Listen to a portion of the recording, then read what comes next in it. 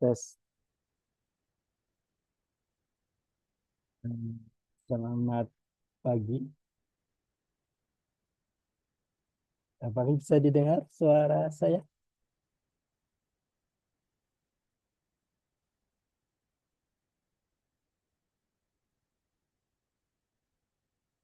Halo,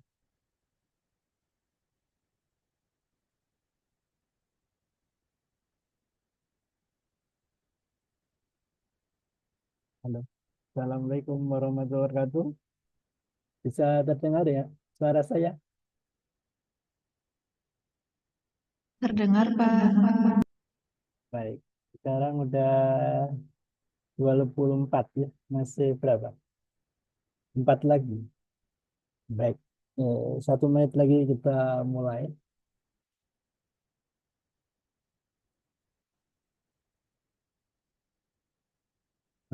Mohon maaf, ini apa ruangan saya gelap ya. Jadi kalau pakai on kamera itu goyang-goyang nggak jelas. Jadi terpaksa kameranya saya tutup ya. Kira-kira seperti itulah wajah saya. Tambah tua dikit.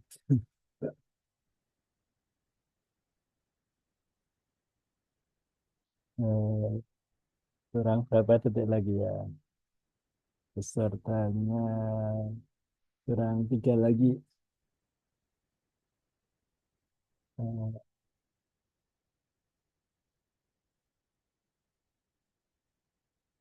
4 jam 8 waktu Indonesia bagian Barat. Kita mulai.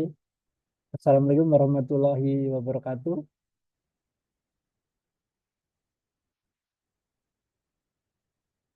Assalamualaikum warahmatullahi wabarakatuh. Balas. Waalaikumsalam Waalaikumsalam warahmatullahi wabarakatuh. warahmatullahi wabarakatuh. Selamat pagi. Ada yang kerak-kerak. Ya, jadi saya kebetulan dikasih tugas ini ya. Tadinya saya eh, nggak mau nggak mau mengajar karena kok topiknya hukum, etika dan regulasi kan. Nah, terus Budwi bilang itu di sana ada tentang paten Pak Hari. Oh, kalau ada paten saya mau ya. Karena kalau tidak ada paten itu saya nggak kompeten. Jadi rasanya saya nggak pas ngajar ya. Tapi karena saya dikasih topik paten, ya alhamdulillah saya ada pengalaman tentang paten sehingga saya bersedia. Jadi eh, topik saya biasanya eh,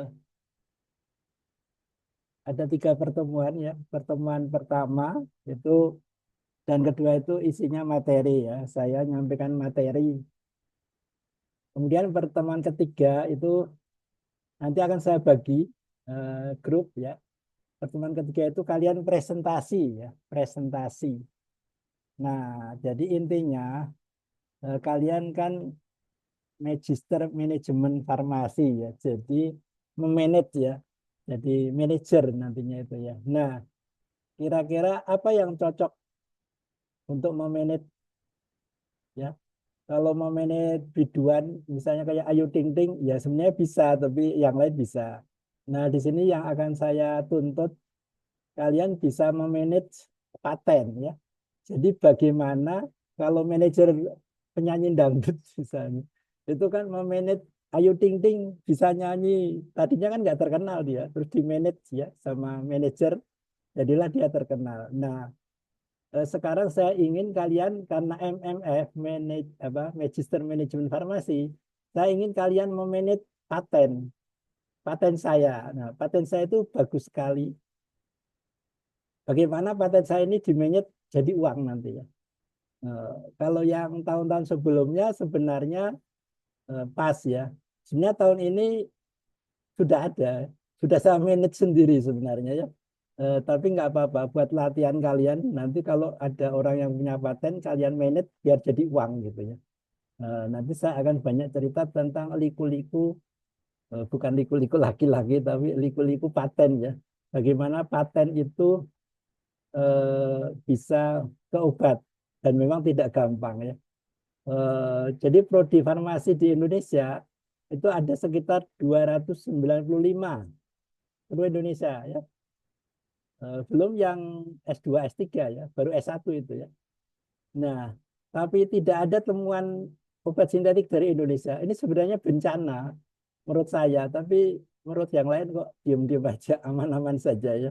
Nah, nanti kita akan bicara bagaimana seharusnya Indonesia dengan 295 prodi itu bisa berperan di dunia internasional untuk menemukan obat. Nggak usah banyak-banyak ya, 1, 2, 3, 4, 5, 10 aja nggak apa-apa ya. Harusnya bisa, ya. Masa nggak bisa ya. Nah, itu yang akan saya provokasi ya. Kemarin ada yang baik Prof, saya ralat ya. Saya bukan profesor, saya provokator. Jadi pakai V, provokator ya. Nah, baik, kita akan mulai. Saya akan share screen ya.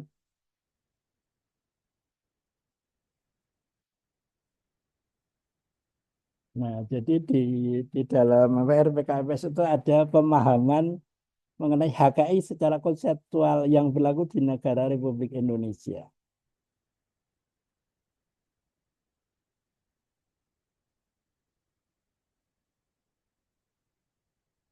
Tentang hak kekayaan intelektual ya.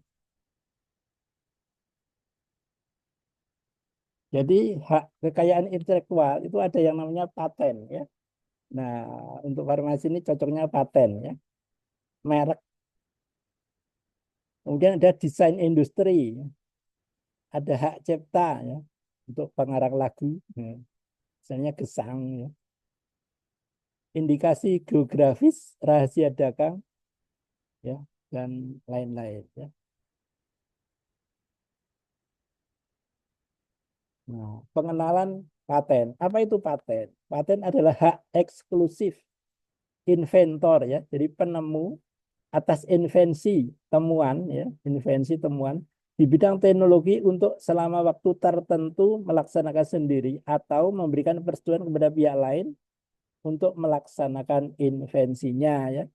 Jadi kayak saya misalnya itu menemukan terus memberikan persetujuan kepada pihak lain. Jadi apa pemegang paten ya, UGM ya. Kalau daftar sendiri mahal ya, eman-eman ya. Sayang uangnya, jadi minta ke UGM untuk daftarkan ya. Nah, bayarnya lumayan untuk pemeliharaan berapa tahun bisa untuk beli motor. Nah, invensi itu apa? Invensi adalah ide inventor ya. Inventor itu orangnya ya. Yang dituangkan ke dalam suatu kegiatan pemecahan masalah yang spesifik di bidang teknologi. Dapat berupa produk atau proses ya. Nah, jadi kalau invensi saya berupa produk ya, berupa obat atau proses. Nah, proses ini juga bisa dipatenkan. Cara membuat temuan saya yang saya kasih nama Algetika ya. Jadi prosesnya itu, cara membuatnya itu baru ya, belum ada yang buat. Atau penyempurnaan dan pengembangan produk atau proses ya. Jadi bisa disempurnakan ya.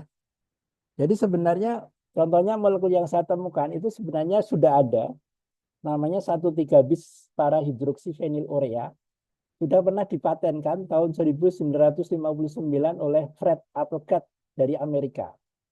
Jadi Fred Applegate itu dari Amerika, itu kimiawan menemukan suatu molekul namanya 1,3-bis para hidroksifenilurea terus dipatenkan. Dia orang kimia, nggak tahu tentang efek farmakologi. Nah, saya kebetulan mau merubah paracetamol menjadi isosternya yang namanya para hidroksifenilurea. Ternyata sama Allah dibelandangkan satu langkah lagi reaksi menjadi molekul yang sama persis dengan punyanya Fred Applegate, yaitu 1,3-bis para hidroksifenilurea. Ya, jadi yang saya patenkan bukan molekulnya, bukan senyawanya, tapi proses pembuatannya dan aktivitasnya sebagai analgetik antipiretik. Itu yang saya patenkan ya. Sebenarnya 1,3-bis para hidroksifenilurea itu dulu saya kasih kode HP 2009. Itu sebenarnya kan bukan ide saya sebenarnya. Saya kan punya idenya para hidroksifenilurea. Jadi sama persis dengan paracetamol efeknya, tetapi lebih aman terhadap hepar. Efek samping hepatotoksiknya lebih kecil. Tapi dibelandakan menjadi 1,3 bis para hidroksifenilurea yang saya kasih kode HP 2009. Lama-lama saya nggak enak, merasa saya ini kok apa namanya bohong ya. Ini kan bukan desain saya, ini kan kiriman Tuhan. Makanya terus sejak tahun 2023 itu saya kasih nama menjadi bukan HP 2009 tapi menjadi Algetika. Al itu bahasa Ibrani Tuhan. Getika itu analgetik antipiritik, kepanjangan dari atau kependekan dari analgetik antipiritik. Nah, sehingga saya buat Algetika. Dan itu kalau kalian nanya AI ya, artificial intelligence itu dia tahu itu ya. Tapi harus disebut spesifik. Ketika temuan Hari Purnomo dari UGM itu dia tahu dia ya. Nah, tapi secara detail ternyata dia nggak tahu ya. Jadi tetap kita lebih pintar dari mesin. Nah, ada yang namanya paten sederhana. Jadi paten sederhana itu setiap invensi berupa produk atau alat yang baru dan mempunyai nilai kegunaan praktis disebabkan karena bentuk, konfigurasi, konstruksi, atau komponennya dapat memperoleh perlindungan hukum dalam bentuk paten sederhana. Nah, jadi dulu saat saya mempatenkan Algetika itu UGM belum punya pengalaman ya. Sehingga didaftarkan menjadi paten sederhana. Saya bilang obat itu bukan paten sederhana tapi paten tok. Paten tidak pakai sederhana, jadi paten. Jadi masa waktunya itu yang dilindungi 20 tahun. Kalau paten sederhana cuma 10 tahun, akhirnya dirubah ya. Jadi awal pertama UGM belum pengalaman untuk mematenkan obat. Farmasi lebih dulu punya pengalaman paten mematenkan PGV0 ya yang sangat tersohor itu yang mematenkan bukan UGM tapi Fakultas Farmasi. Jadi pengalaman paten lebih dulu Fakultas Farmasi dibanding UGM. Nah, perbedaan paten dan paten sederhana. Paten diberikan untuk invensi yang baru ya. Ya. Jadi Algetika atau HP 2009 yang awal saya daftarkan itu invensi baru mengandung langkah inventif dan dapat diterapkan dalam industri ya. Sementara paten sederhana diberikan untuk setiap invensi baru, pengembangan dari produk atau proses yang telah ada dan dapat diterapkan dalam industri. Paten sederhana diberikan untuk invensi yang berupa produk yang bukan sekedar berbeda ciri teknisnya, tapi harus memiliki fungsi kegunaan yang lebih praktis daripada invensi sebelumnya yang disebabkan bentuk konfigurasi konstruksi atau komponennya yang mencakup alat barang mesin komposisi formula senyawa atau sistem. Paten sederhana juga diberikan untuk invensi yang berupa proses atau metode yang baru. Ya. Yang kedua, klaim paten sederhana dibatasi dengan satu klaim mandiri, sedangkan paten jumlah klaimnya tidak dibatasi. Jadi yang saya klaim itu lebih dari satu, makanya masuk paten, bukan paten sederhana. Progres teknologi dalam paten sederhana lebih simpel daripada progres teknologi dalam paten. Ya. Itu perbedaan paten dan paten sederhana. Nah, jadi apa yang saya kemukakan ini nanti sekedar informasi dan kalian tidak perlu menghafal ya. Jadi nanti nilai kalian itu berdasar presentasi ya, presentasi per grup. Nanti kalian presentasi itu yang saya nilai ya. Jadi yang ini tidak saya ujikan nanti ya. Hafal-hafalan itu udah nggak zamannya untuk S2. Nah begitu. Jadi santai aja. Nanti saya kasih ini PDF-nya. Invensi dapat dipatenkan jika invensi tersebut satu, pertama yaitu baru ya. Jadi kalau menemukan hal yang baru, Anda dapat mempatenkan. Jika pada saat pengajuan permohonan paten, invensi tersebut tidak sama dengan teknologi yang diungkapkan sebelumnya. Yang kedua, mengandung langkah inventif.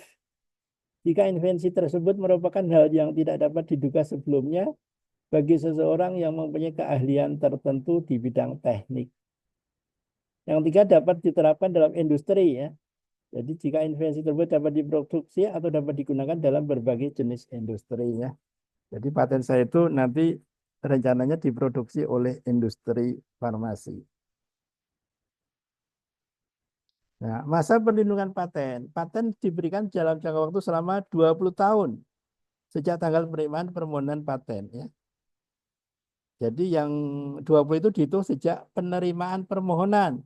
Ya, bukan sejak keluar ya. Keluar itu sertifikat patennya itu kadang-kadang 3 tahun, 5 tahun gitu ya. Nah, jadi kita udah rugi sebenarnya ya. Harusnya dihitung sejak keluarnya apa sertifikat paten harusnya ya. Tapi ini sejak permohonan diterima ya. Jadi banyak rugi kita. Yang kedua, paten sederhana diberikan untuk jangka waktu 10 tahun sejak tanggal penerimaan permohonan paten sederhana. Nah, ini paten saya ya. Jadi yang pertama tentang 1,3 bis para hidroksi fenil urea. Ya. Yang kedua saya kasih kode MH 2011. Nah, tadinya penemunya ada 3 ya. Mungkin kalian ada yang kenal ya, Pak Arif Rahman Hakim, saya, kemudian ada mahasiswa namanya M. Nah, di situ ada itu di sertifikat ya.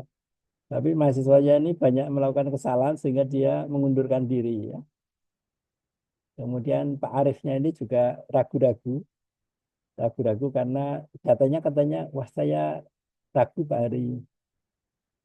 Awalnya saya tanya Pak Arif kayaknya kok ragu-ragu ya mau jadi anggota saya. Iya Pak Arif.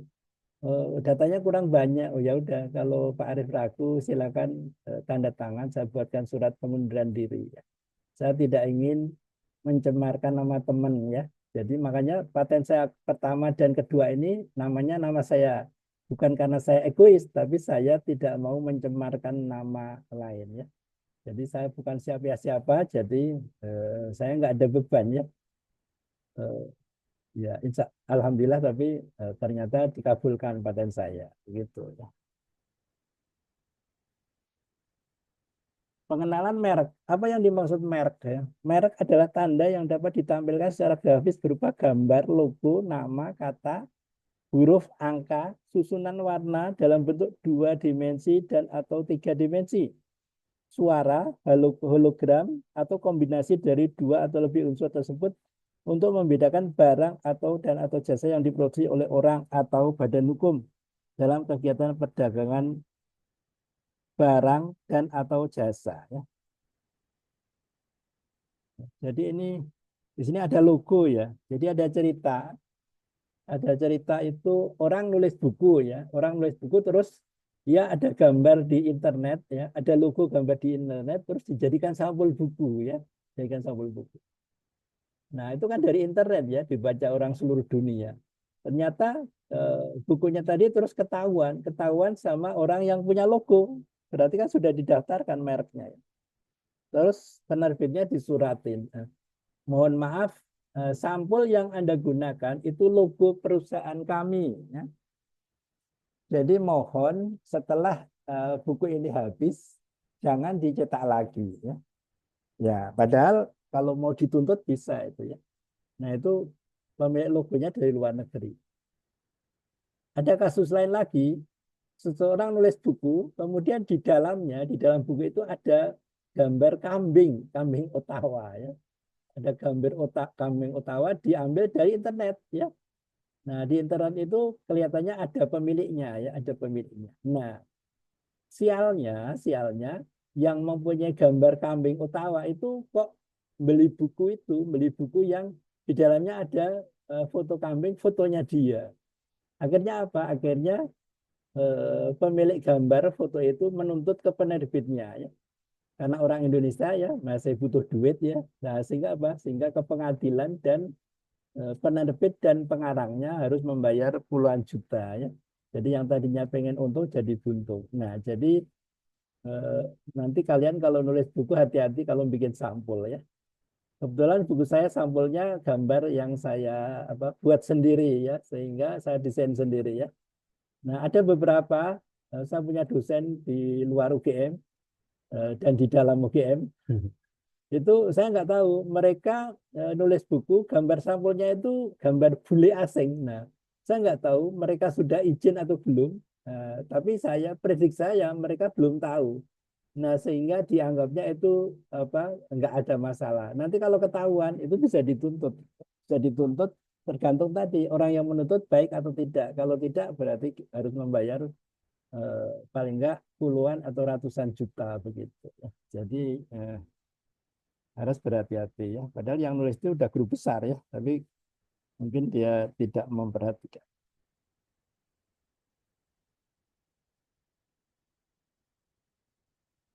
Apakah fungsi pemakaian merek itu ya? Pemakaian merek itu berfungsi sebagai tanda pengenal untuk membedakan hasil produksi yang dihasilkan seseorang atau beberapa orang secara bersama-sama atau badan hukum dengan produksi orang lain atau badan hukum lainnya ya. Kemudian bisa sebagai alat promosi sehingga mempromosikan hasil produksinya cukup dengan menyebut mereknya ya. Jaminan atas mutu barangnya ya.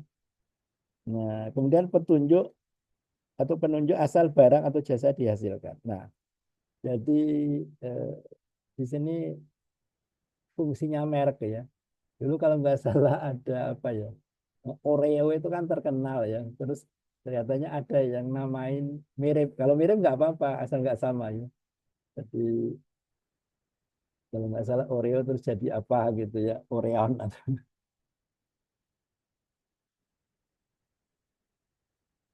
apakah fungsi pendaftaran merek itu? Pendaftaran merek berfungsi sebagai alat bukti ya, bagi pemilik yang berhak atas merek yang didaftarkan.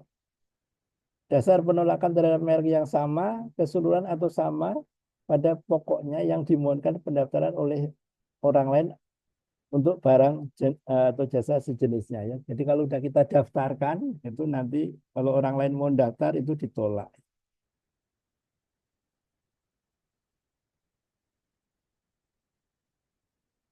Yang ketiga, dasar untuk mencegah orang lain memakai merek yang sama, keseluruhan atau sama pada pokoknya dalam peredaran untuk barang atau jasa sejenisnya ya. Jadi merek. Nah, makanya karena didaftarkan itu bayar, makanya ada merek, nah, itu ada harga ya. Jadi bermerek dengan nggak bermerek tentu lebih mahal yang bermerek karena dia membayar.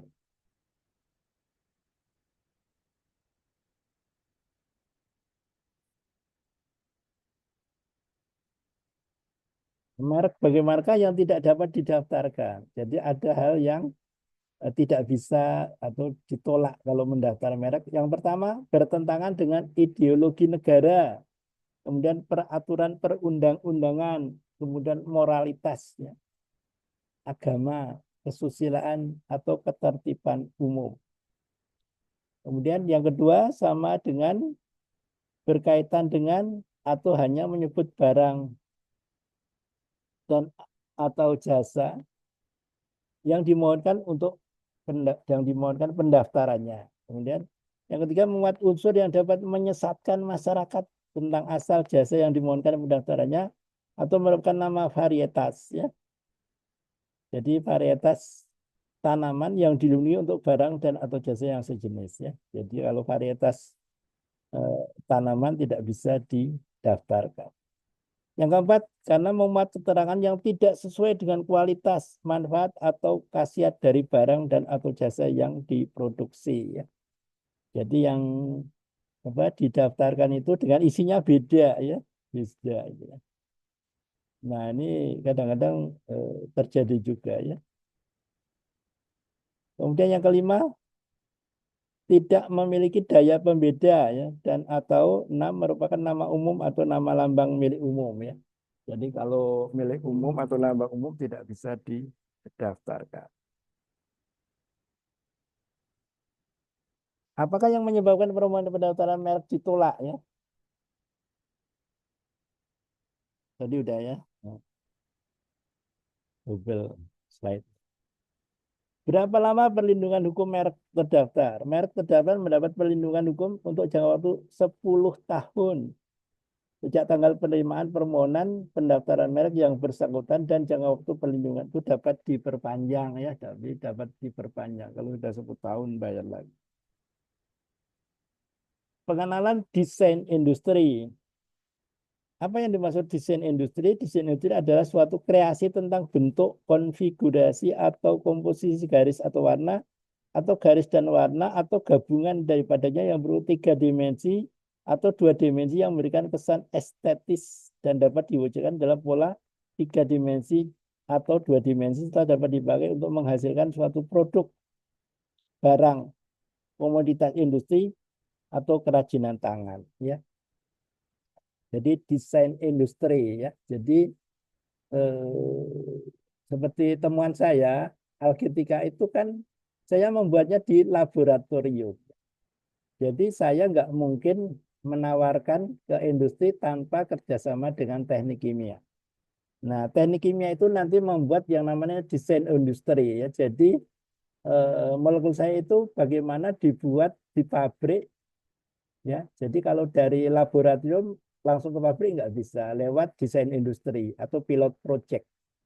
Nah, sebenarnya molekul saya itu kemarin udah dapat dana apa, matching fund, ya, sekitar 1,1 miliar, ya. 300 dari pemerintah, 700-an dari investor. Udah dapat itu, pemerintahnya udah keluar 300 juta, udah ditransfer ke ketua saya. Tapi terus investornya itu apa, ada hambatan sehingga dikembalikan, ya. Jadi investornya itu uangnya nggak bisa cair, ya. Padahal cuma 700-an juta, ya, nggak ada 1 miliar itu, ya. Akhirnya apa? Akhirnya ketua saya takut, ya, nanti jadi masalah Pak Ari, saya balikan saja Pak Ari, yang dari pemerintah 300 juta, ya nggak apa-apa, ya, karena Anda ketuanya dari teknik kimia, jadi saya setuju aja, ya. Nah, ternyata apa? Ternyata eh, yang paling baik adalah dikembalikan. Kenapa? Karena seandainya investornya punya uang, itu juga percuma. Kenapa? Karena desain industrinya akan dibangun di UGM. Sedangkan untuk desain industri ini harus dibangun di tempat Algetika nanti mau diproduksi. Jadi kalau dikabulkan, kalau apa, investorannya lancar, kemarin itu cuma apa, keuntungannya buat UGM cuma untuk apa, dokumentasi, jadi nggak berguna. Jadi ya dibatalkan aja, itu yang terbaik. Nah,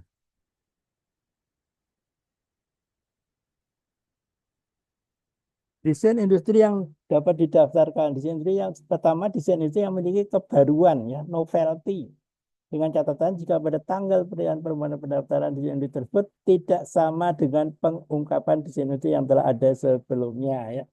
Jadi yang akan kami daftarkan ini sebenarnya desain industri produksi Algetika, ya, dengan apa, skala berapa kemarin, ya, berapa kilo per bed begitu, 2 kilo mungkin. Yang kedua, tidak bertentangan dengan peraturan perundang-undangan yang berlaku, ketertiban umum, agama, atau kesusilaan, ya. Ya, jadi mungkin contohnya mungkin di sini tidak bertentangan dengan peraturan perundang-undangan yang berlaku. Kalau saya mau bikin desain industri untuk narkoba gitu, mungkin nggak boleh mungkin. Karena bertentangan dengan perundang-undangan yang berlaku. Masa perlindungan desain industri. Pemegang hak desain industri memiliki hak eksklusif untuk melaksanakan hak yang dimilikannya dan untuk melarang orang lain tanpa persetujuannya membuat, memakai, menjual, mengimpor, mengekspor, dan atau mengedarkan produk-produk terkait, begitu, ya. Jadi kalau melanggar nanti bisa kena denda, ya. Termasuk paten tadi, ya, ada undang-undang patennya. Jadi kalau ada orang yang membuat molekul saya, Algetika, kan udah saya patenkan di Indonesia, itu bisa saya tuntut, ya. Itu bisa, kalau tanpa izin itu, ya, itu bisa sekitar 500 juta itu, ya, dendanya. Sekarang pengenalan hak cipta. Apa itu definisi umum hak cipta? Hak cipta merupakan salah satu bagian dari kekayaan intelektual yang memiliki ruang lingkup objek dilindungi paling luas karena mencakup ilmu pengetahuan, seni, dan sastra, art and literary, yang di dalamnya mencakup pola program komputer, ya. Nah, perkembangan ekonomi kreatif yang menjadi salah satu andalan Indonesia dan berbagai negara dan berkembang pesatnya teknologi informasi dan komunikasi mengharuskan adanya pembaruan undang-undang hak cipta. Mengingat hak cipta menjadi basis terpenting dari ekonomi kreatif nasional, ya. Jadi sekarang sudah ada apa, ekonomi kreatifnya. dengan undang-undang hak cipta yang memenuhi unsur perlindungan dan pengembangan ekonomi kreatif ini, maka diharapkan kontribusi sektor hak cipta dan hak terkait bagi perekonomian negara dapat lebih optimal ya. Sekarang di mana-mana ada ekonomi kreatif ya, bahkan ada menterinya ya.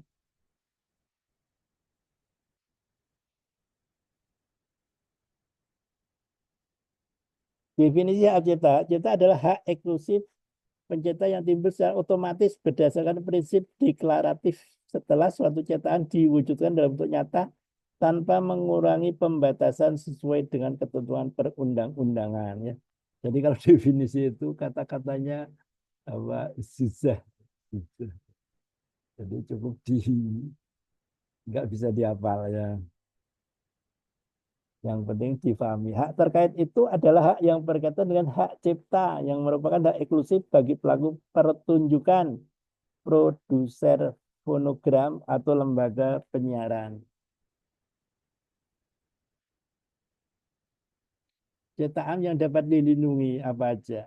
Buku. Nah, jadi buku itu sebenarnya bisa didaftarkan hak cipta ya. Buku saya ada berapa ya? 15. Belum saya daftarkan ya. Sebenarnya bisa didaftarkan ya.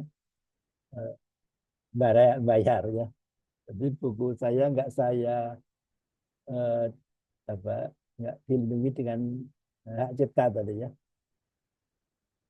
Nah, buku program komputer, pamflet, perwajahan, layout karya tulis yang diterbitkan dan semua hasil karya tulis lain. Ya. Kemudian yang kedua ceramah, kuliah, pidato. Ya. Nah, jadi di YouTube saya itu ada 300 lebih ya. Itu apa atau cetakan lain yang sejenis dengan itu ya. Nah itu bisa sebenarnya saya daftarkan tapi malah bayar. Yang ketiga alat peraga yang dibuat untuk kepentingan pendidikan dan ilmu pengetahuan ya. Yang keempat lagu atau musik ya dengan atau tanpa teks. Nah, makanya kalau hak cipta itu terus dapat yang mengarang lagu dapat royalti ya. Nah, sekarang ya karena udah ada undang-undangnya. Zaman dulu enggak ya, zaman dulu kasihan ya. Ya gesang gitu ya. Makanya tapi untung ada orang Jepang yang peduli ya sehingga gesang itu luar biasa dikenal di Jepang khususnya itu sangat dihargai ya sebagai pencipta lagu ya. Yang kelima drama ya, drama atau drama musikal, tari, koreografi, pewayangan. Nah, ini pewayangan ya. Dan pantomim ya, dan pantomim ya. Jadi wayang itu bisa didaftarkan hak cipta ya. Ya, saya nggak tahu ini ada 27 peserta kira-kira ada yang ngerti wayang nggak ya? Saya mau dulu sebentar. Kalian ada yang tahu wayang nggak ya? Khususnya ya Tahu. biasanya yang apa cowok-cowok. Cowok ada yang tahu wayang nggak coba? Atau dari luar Jawa semua? Yang dari Jawa ada nggak yang tahu wayang? Mas Franciscus tahu wayang nggak? Sekedar tahu aja, Bu. Kalau Mas Putu kan dari Bali, mungkin nggak tahu wayang ya. Di Bali juga ada wayang. Oh ada wayang di Bali, tapi wayangnya di Bali ya. Wayangnya kalau di Jawa kan apa Mahabharata Ramayana ya. Mungkin beda nggak ya? Ceritanya sama atau beda? Sama, Pak. Oh, sama juga ya. Iya. Siapa lagi yang suka wayang ya? Nah, Mas Hendriko dari mana? Dari Papua, Pak. Oh, Papua. Nggak tahu wayang ya? Pernah lihat, tapi ya tidak Iya. ini. Yang sedang viral kan dulu sudah almarhum ya, Seno ya. Yang Seno Nugroho. Sekarang yang sedang ngetop Elisa. Elisa itu S3 ya, ngambil S3 ya. Ya S1-nya pedalangan ya, sangat viral ya. Kebetulan saya hobinya wayang ya. Jadi tiap malam saya biasanya nyari wayang untuk tidur ya. Kalau nggak dengerin wayang susah tidur. Jadi saya dengerin wayang terus dengerin 15 menit saya tertidur. Nah, wayangnya nggak ada yang dengerin sampai pagi. Ya. Kalau tahu judulnya biasanya terus saya cari di YouTube. Wah, ceritanya bagus, saya ketiduran tak cari di YouTube baru saya tonton paginya. Nah, jadi wayang itu sangat ini apa menyenangkan. Kenapa? Karena di wayang itu keistimewaannya apa? Di wayang itu kebenaran pasti menang. Nah, itu yang apa? Yang menyenangkan. Karena di zaman sekarang kadang-kadang kebenaran itu kalah. Jadi kita sedih, kecewa.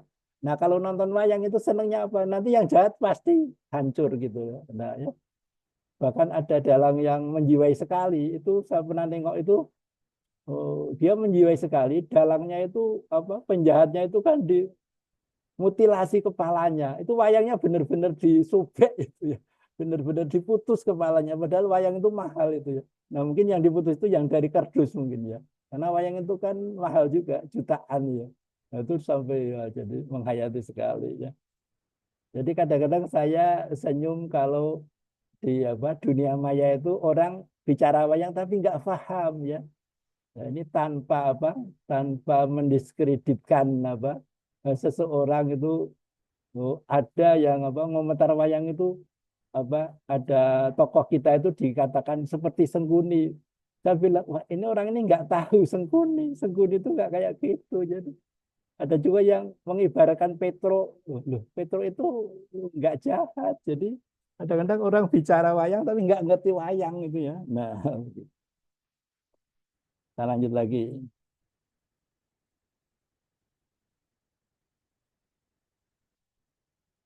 Kemudian seni rupa dalam segala bentuk seperti seni lukis, gambar, seni ukir, seni kaligrafi, seni pahat, seni patung, kolase, dan seni terapan. Ya. Kemudian arsitektur, peta, seni batik, ya, fotografi, terjemahan, tafsir, saduran, bunga rampai, dan karya lain dari hasil pengalih wujudan.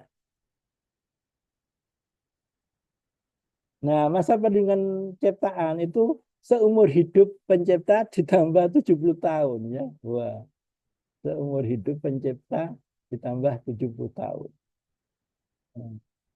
Kemudian program komputer itu 50 tahun sejak pertama kali dipublikasikan. Program komputer ya. Pelaku 50 tahun sejak pertama kali dipertunjukkan ya. Pertunjukan itu. Kemudian produsen rekaman 50 tahun sejak ciptaan difiksasikan. Lembaga penyiaran 20 tahun sejak pertama kali disiarkan. Ya.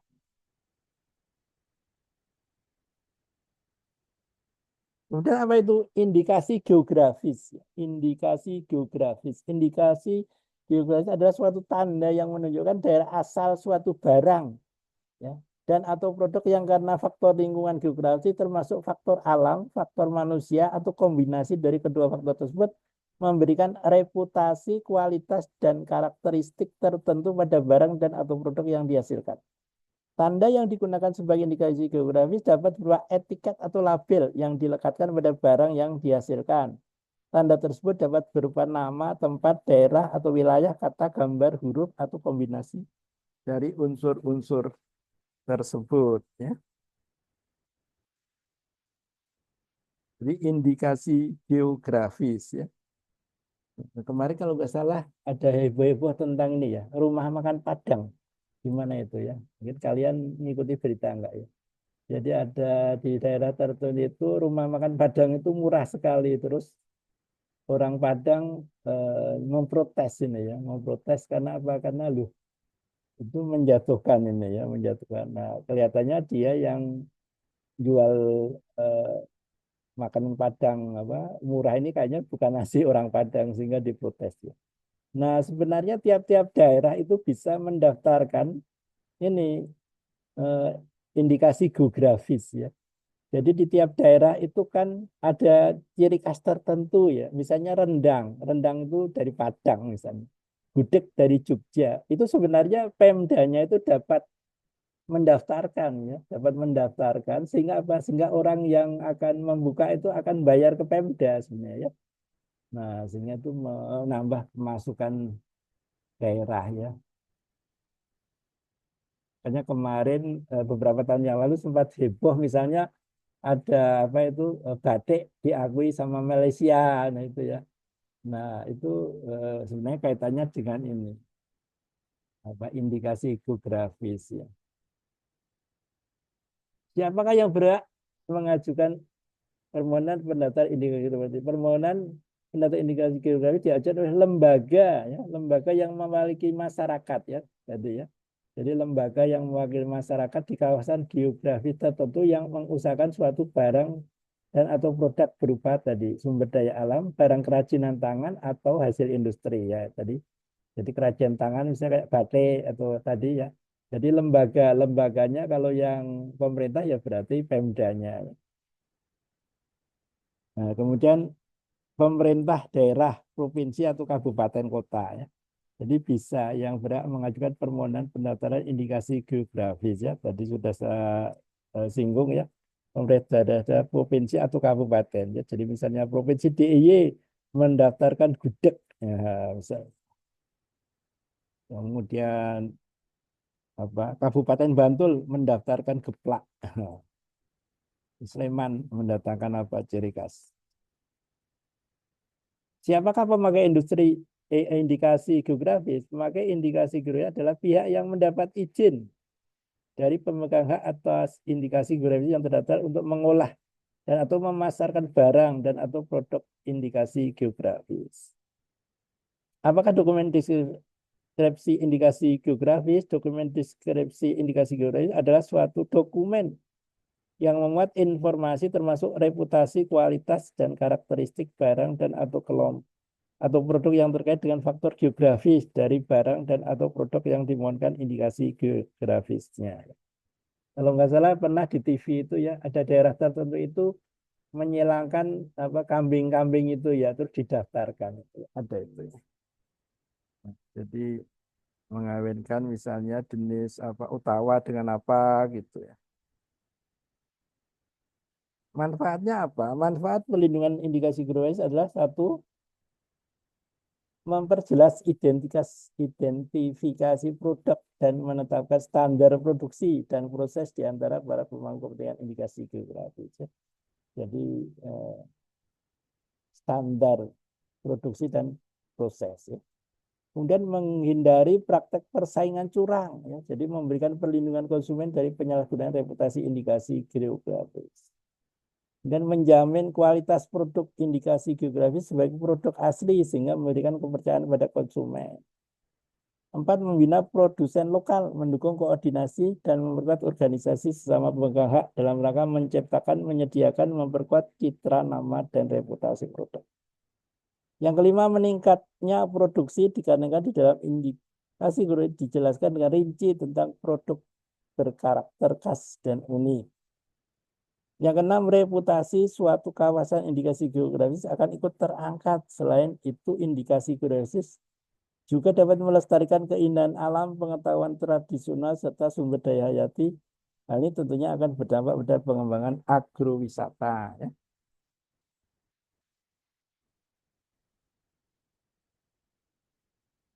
Yang tidak dapat didaftarkan indikasi geografis apa? Yang pertama, permohonan indikasi geografis tidak dapat didaftar jika bertentangan dengan ideologi negara, ya jelas itu.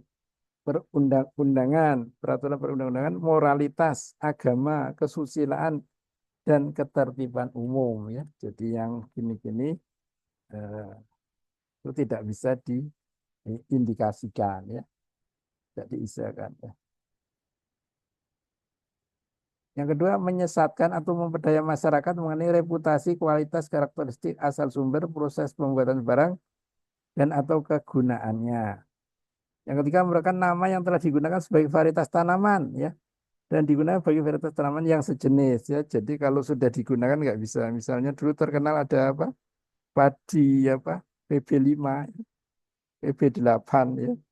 Nah, jadi kecuali ada penambahan padan kata yang menunjukkan faktor indikasi geografis yang sejenis. Berapa lama perlindungan indikasi geografis? Indikasi geografis dilindungi selama terjaganya reputasi, kualitas, dan karakteristik yang menjadi dasar diberikannya perlindungan indikasi geografis suatu barang. Ya. Jadi tergantung mereka menjaga kualitas itu sampai kapan. Nah, begitu kualitasnya nggak terjamin, ya sudah gugur, gitu ya. Kemudian bagaimana cara mengajukan permohonan pendaftaran indikasi geografis? Mengajukan permohonan pendaftaran ke Direktorat Jenderal Kekayaan Intelektual dengan menggunakan formulir yang disediakan dalam rangkap 3 dan diketik dalam bahasa Indonesia. Jadi sudah ada belangkonya ya. Surat kuasa khusus apabila permohonan pendaftaran dikuasakan ya. Kemudian bukti pembayaran biaya permohonan dan 10 lembar etiket indikasi geografis. Ukuran maksimal 9 kali 9 cm, minimal 5 kali 5 cm.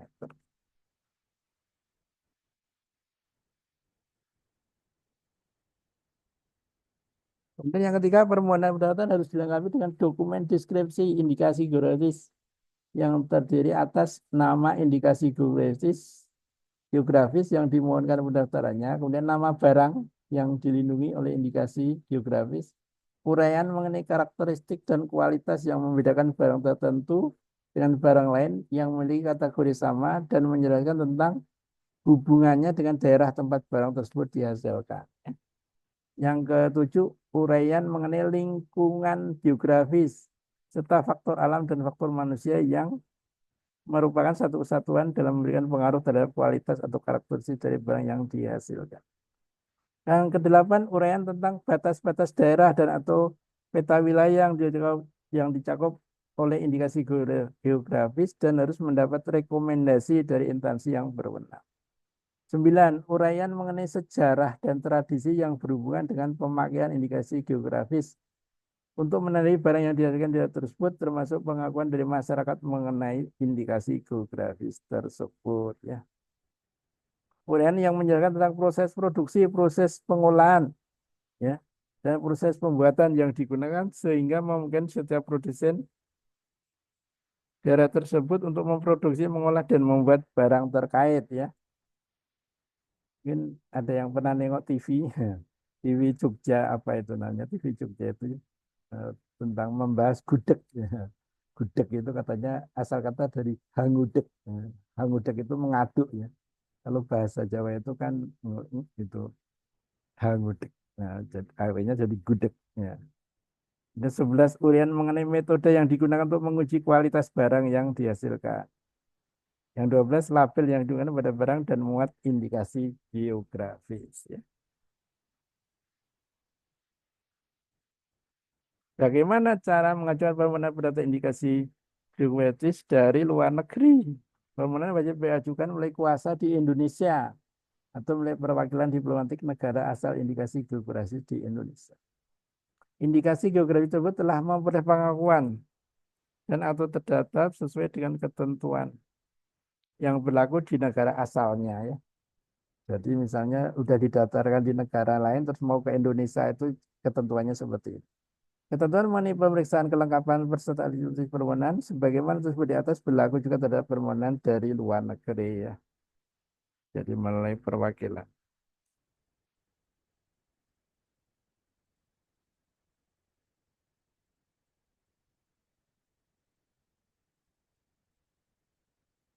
Bagaimana cara produsen mendaftarkan sebagai pemakai indikasi geografis? Produsennya ini ya. Mengajukan permohonan pendaftaran ke Direktorat Jenderal Kekayaan Intelektual dengan menggunakan formulir yang telah disediakan dengan disertai rekomendasi dari instansi yang berwenang. Setelah persyaratan sebagaimana dimaksud di atas dilengkapi, Dirjen Haki mendaftarkan produsen pemakai indikasi ya dalam daftar umum pemakai indikasi geografi dan mengumumkan nama serta informasi pada berita resmi indikasi geografis. Ini kayaknya kurang banyak disosialisasikan ya sehingga mestinya kayak makanan-makanan tradisional itu menjadi bisa didaftarkan ya sepertinya atau mungkin saya kurang tahu ya sepertinya kok belum atau saya yang kurang apa ngikuti info dari mereka. Misalnya lumpia, lumpia itu yang terkenal kan dari Semarang ya, isinya rebung gitu ya, rebung. Ya. Jadi kalau mau tinggi katanya makanlah rebung karena pohon bambu kan tinggi-tinggi ya. Jadi kalau kita makan rebung itu nanti katanya bisa tinggi. Pengenalan rahasia dagang. Apakah rahasia dagang itu Rahasia dagang adalah informasi yang tidak diketahui oleh umum di bidang teknologi dan atau bisnis.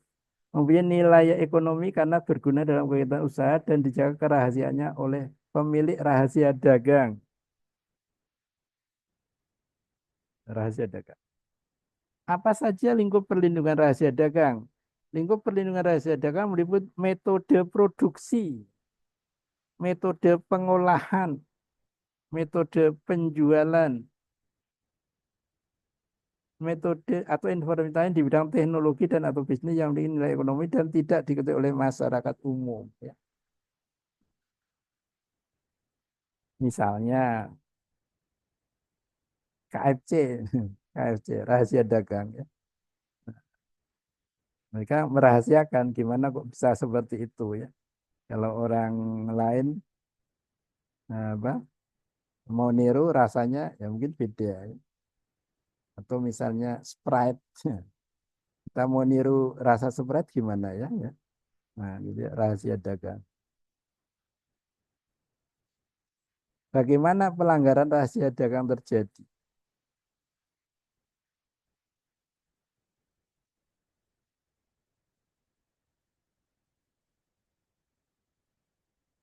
Pelanggaran rahasia dagang terjadi apabila satu, seseorang dengan saja mengungkapkan rahasia dagang, mengingkari kesepakatan dan atau mengingkari kewajiban tertulis dan tidak tertulis untuk menjaga rahasia dagang yang bersangkutan ya. Jadi kalau apa mengingkari, nah itu nanti melanggar ya. Dan seseorang memperoleh atau mengawasi rahasia dagang dengan cara yang bertentangan dengan peraturan perundang-undangan yang berlaku ya. Kalau kalian nonton apa SpongeBob, biasanya siapa itu yang jadi apa itu suka nyuri apa resep itu apa plankton ya.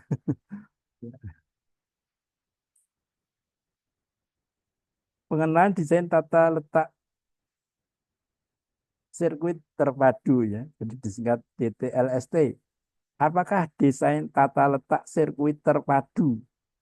Desain tata letak sirkuit terpadu adalah kreasi berupa rancangan peletakan tiga dimensi dari berbagai elemen sekurang-kurangnya satu dari elemen tersebut adalah elemen-elemen aktif serta sebagian atau semua interkoneksi dalam suatu sirkuit terpadu dan peletakan tiga dimensi tersebut dimaksud untuk persiapan pembuatan sirkuit terpadu. Jadi ini mungkin ada kaitannya dengan itu ya. Apa balap-balap itu ya mungkin ya. Tata letak sirkuit terpadu ya. Mungkin ya, saya kurang tahu persis ininya. Sosialisanya yang seperti apa. Apakah sirkuit terpadu ada suatu produk dalam bentuk jadi atau setengah jadi yang di dalamnya terdapat berbagai elemen atau dan sekurang-kurangnya satu dari elemen tersebut adalah elemen aktif yang sebagian atau seluruhnya saling berkaitan serta membentuk secara terpadu di dalam sebuah bahan semikonduktor untuk menghasilkan fungsi elektronik. Oh, ini jadi ada kaitannya dengan elektronik ya. Jadi bukan yang balap tadi, bukan kayak fungsi elektronik di sini ya, sirkuit terpadu ya. Jadi kaitannya dengan teknologi apa ini elektronik kelihatannya yang dimaksud ya. Bukan sirkuitnya balap kayaknya.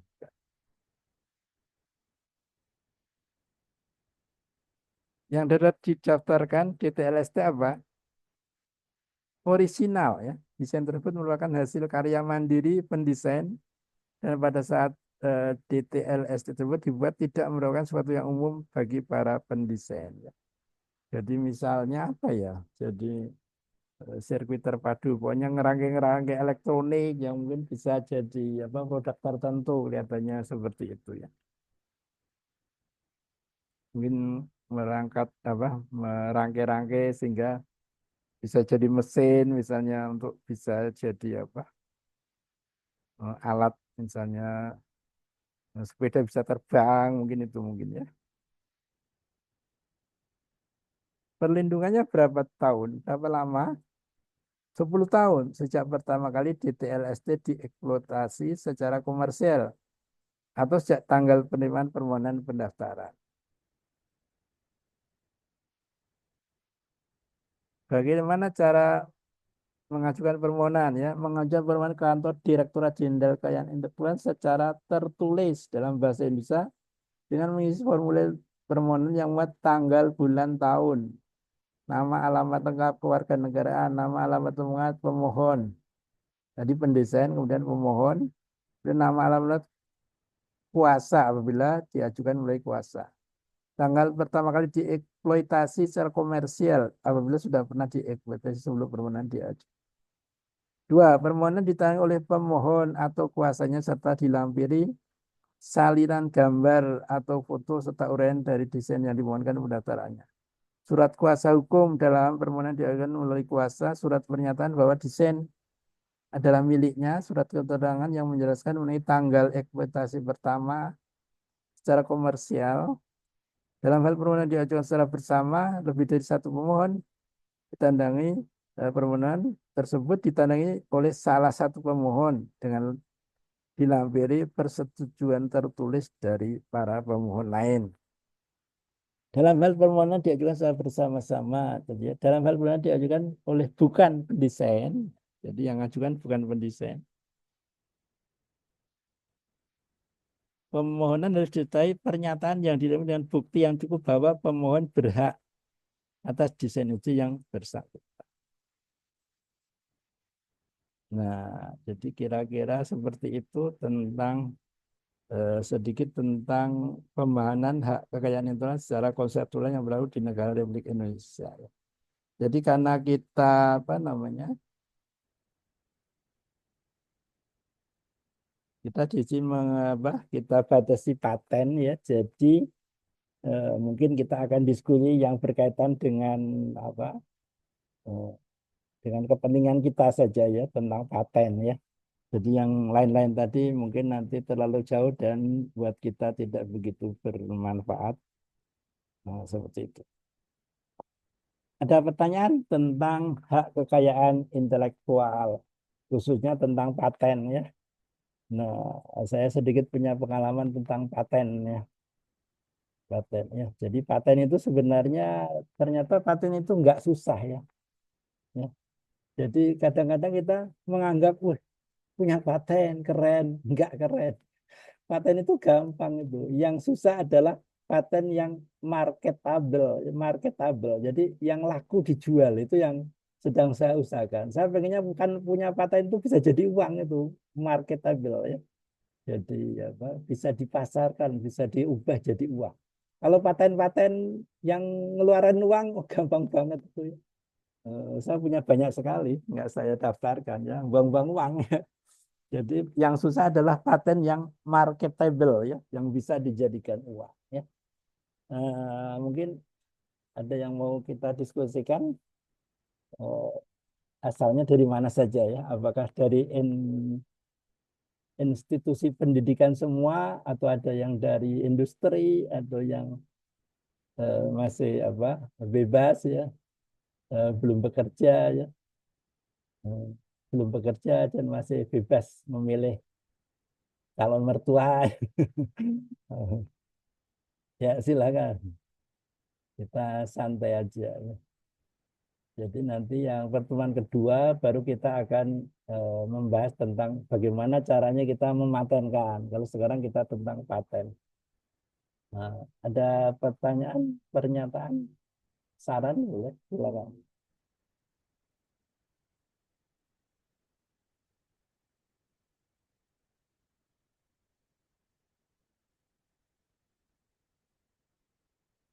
Ada pertanyaan?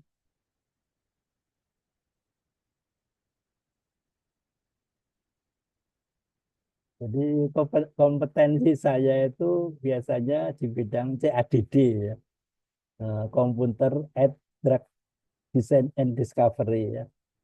Saya sejak COVID itu membuka kelas online, menghasilkan video sekitar 350 sampai sekarang ya. Kali 2 jam, ada yang kali 6 jam ya. Nah, kalau workshop 6 jam ya. 6 atau lebih ya di yang pernah workshop di Fakultas Kedokteran Universitas Andalas Padang ya. 2 hari tentang dokeng dan tentang HKSA, tentang zaman COVID anti Omikron khususnya ya. Dulu sejak ada COVID itu Universitas Erlangga itu punya tim untuk menemukan anti COVID ya. dikawal oleh Badan Intelijen Negara, coba. Saya ikut webinarnya, tapi sebelum saya tanya diumumkan, Bapak silakan mendengarkan, nggak perlu bertanya. Jadi saya nggak boleh nanya itu ya. Nah, ternyata sekarang obatnya nggak kelihatan, entah ditemukan entah enggak, yang jelas dikawal Badan Intelijen Negara ya. Nah, jadi dan saya tahu targetnya itu dan saya praktekkan ya. Jadi targetnya itu 6LU7 ya. 6L7 itu obatnya namanya pakai kode N3. Itu lebih bagus dibanding lopinavir dan ritonavir, lebih bagus dia, tapi nggak jadi obat. Yang jadi obat yang lain yang kurang bagus. Kenapa? Ya, jadi referen di dalam apa protein data bank itu biasanya kalau saya ibaratkan seperti nasib anggota DPR ya. Jadi anggota DPR itu kalau yang bagus belum tentu jadi wali kota, belum tentu jadi gubernur, belum tentu jadi presiden. Kenapa? Tidak didukung partai. Nah, obat juga gitu. Ada obat di hasil penelitian laboratorium itu namanya referen ligand. Itu bagus kayak N3 itu di dalam target anti COVID. Tapi nggak jadi obat. Kenapa? Ya karena mungkin buatnya susah, mahal sehingga nggak didukung industri. Tapi yang lebih kurang manjur seperti lopinavir, ritonavir itu jadi obat. Nah, seperti itu.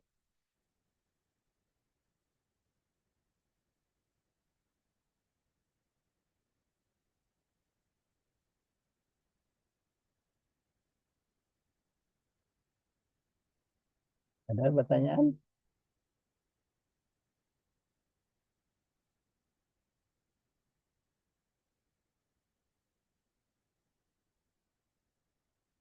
Selain TADD, saya beberapa kali ngasih apa workshop tentang cara nulis buku. Ya, ya.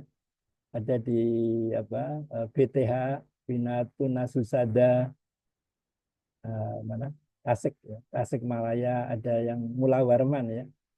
Nah, bagaimana cara kita jadi penulis buku ya. Jadi ternyata nggak susah ya. Nggak susah ya. Jadi tapi kalau doa kalian harus lengkap ya. Jadi saya itu berdoa, ternyata doa saya itu nggak lengkap. Nah ternyata, jadi saya itu berdoa gini, saya ingin menemukan obat ya. Saya menemukan obat, tapi harusnya saya doanya gini, saya ingin menemukan obat yang bisa beredar di seluruh dunia, harusnya gitu. Nah saya doanya nggak lengkap, jadi terus saya ralat. Nah ini nggak tahu bisa diralat atau enggak. Saya pengen nulis jadi penulis buku, saya sudah jadi penulis buku, tapi nggak saya lengkapi.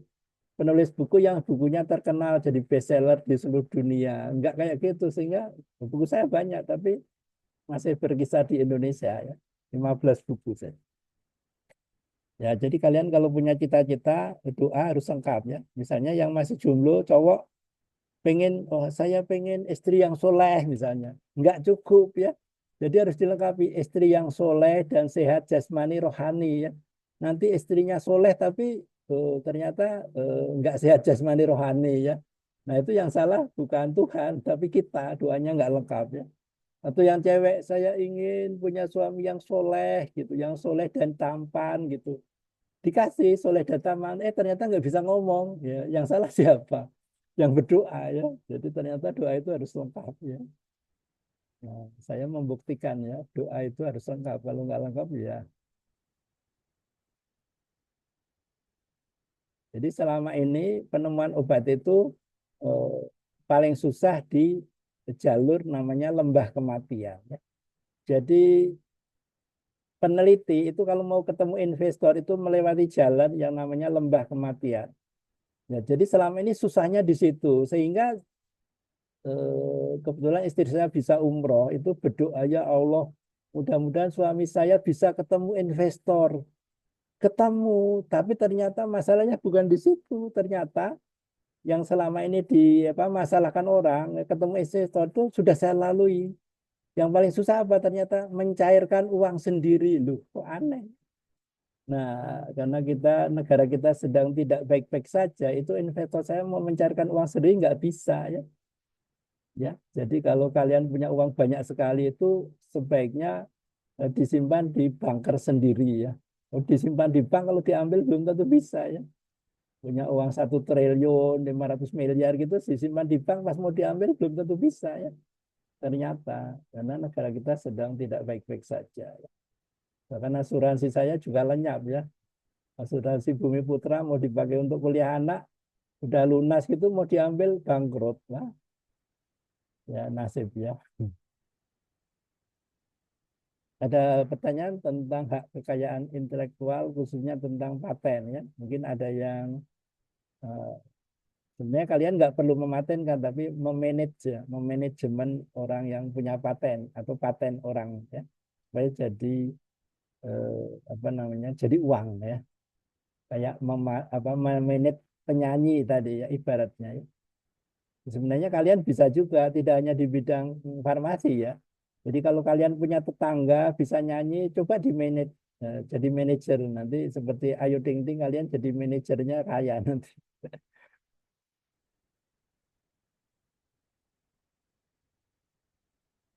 Ada pertanyaan?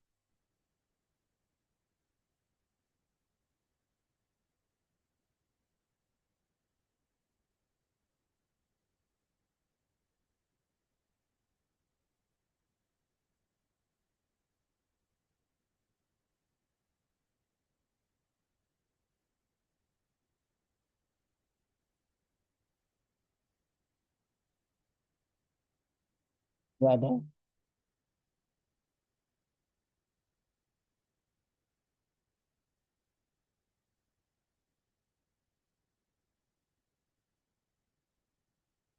Ada nggak pertanyaan?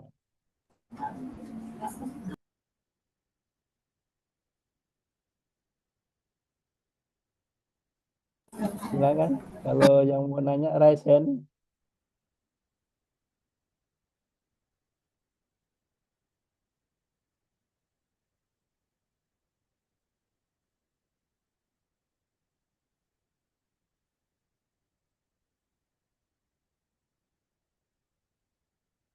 Nggak ada pertanyaan? Belum ada Pak. Oke, Mungkin yang di kalau teman-teman yang di selain di kelas. oke, kalau gitu saya akan berbagi ya, berbagi tentang bagaimana menemukan obat dengan kearifan lokal ya. Jadi Indonesia itu merdeka itu dengan kearifan lokal ya. Ya. Karena apa? Tidak lazim ya. Tidak lazim dalam tanda kutip ya. Jadi kalau secara logika kita merdeka itu perlu alat ya. Alutsista ya. Jadi kita nabung dulu ya. Nabung dulu beli tank baru melawan penjajah. Kapan mau merdeka? Nggak bisa. Nah, sehingga saya mengacu pada Indonesia merdeka dengan bismillah, dengan pakai bambu runcing bisa merdeka. Sehingga saya menerapkan di penemuan obat dengan kearifan lokal. Ya. Nah, kebetulan slide-nya masih di folder lain, coba saya cari.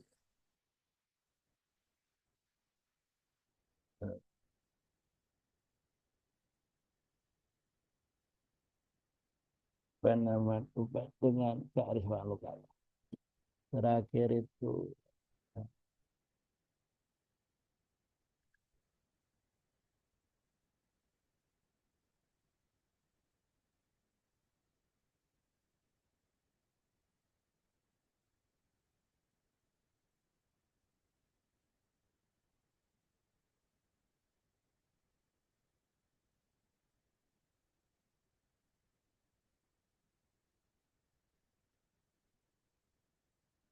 saya akan cerita aja ya, cerita yang santai aja kalau gitu.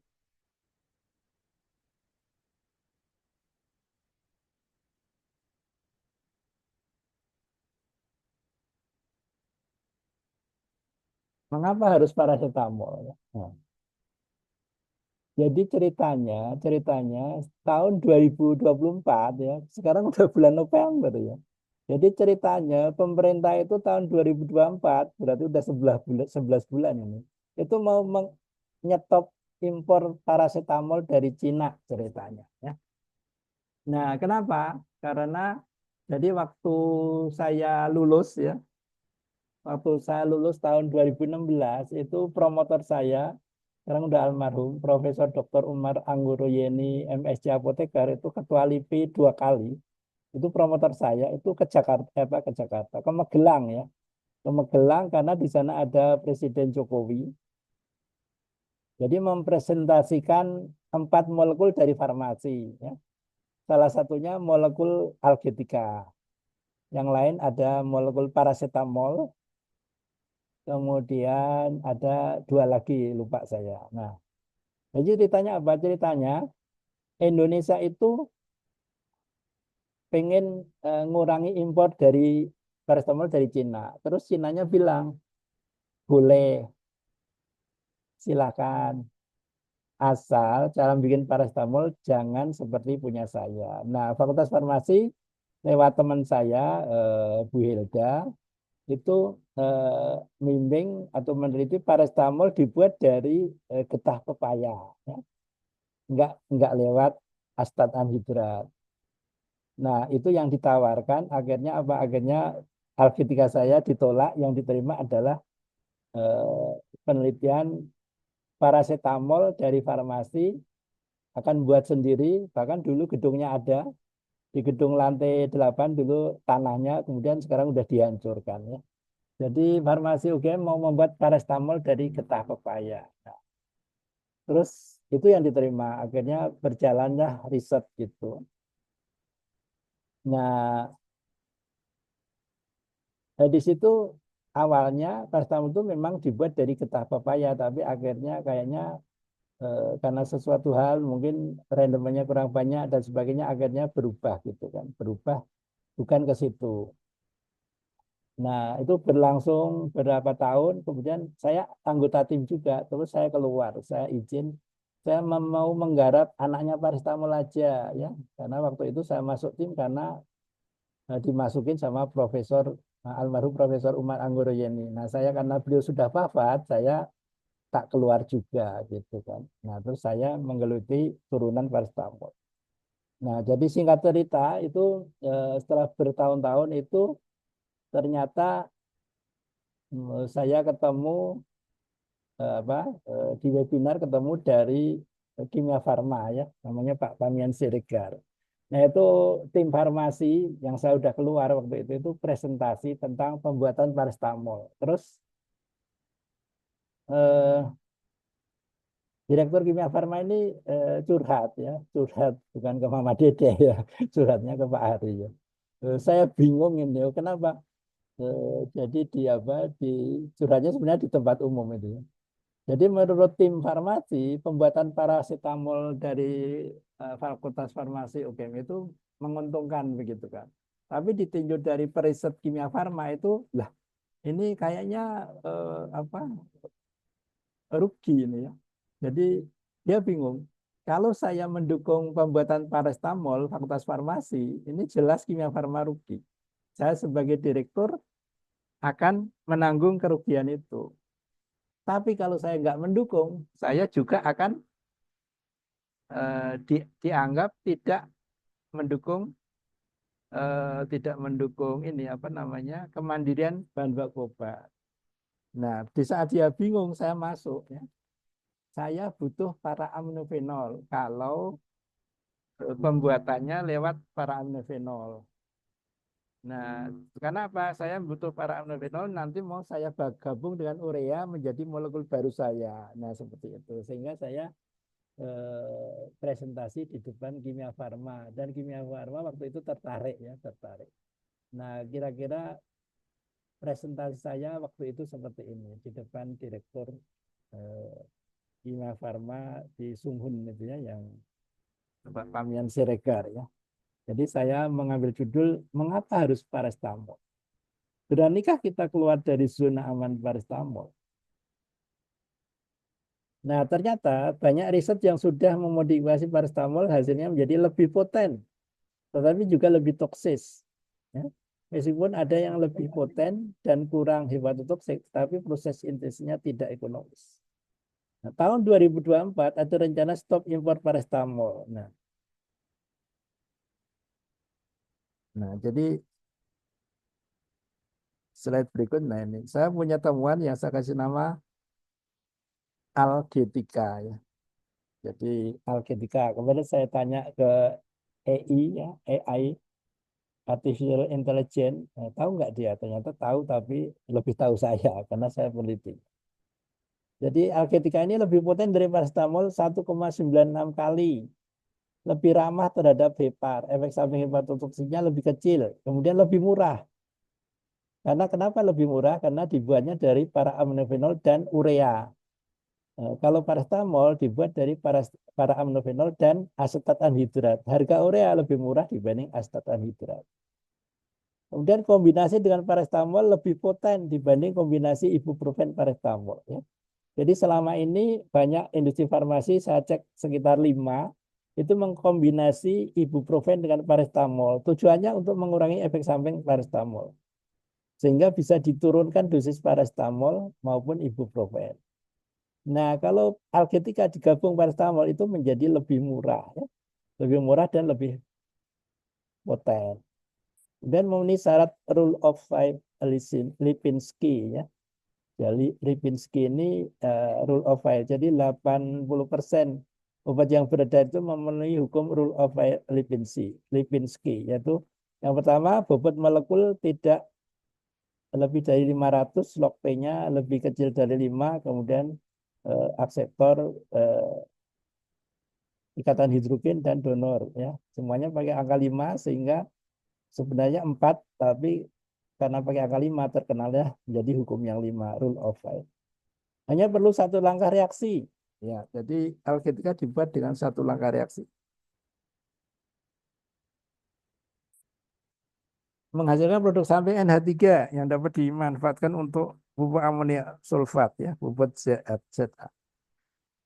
Desain industri oleh Profesor Dr. Wahyudi dan tim dari Fakultas Teknik Kimia UGM ya.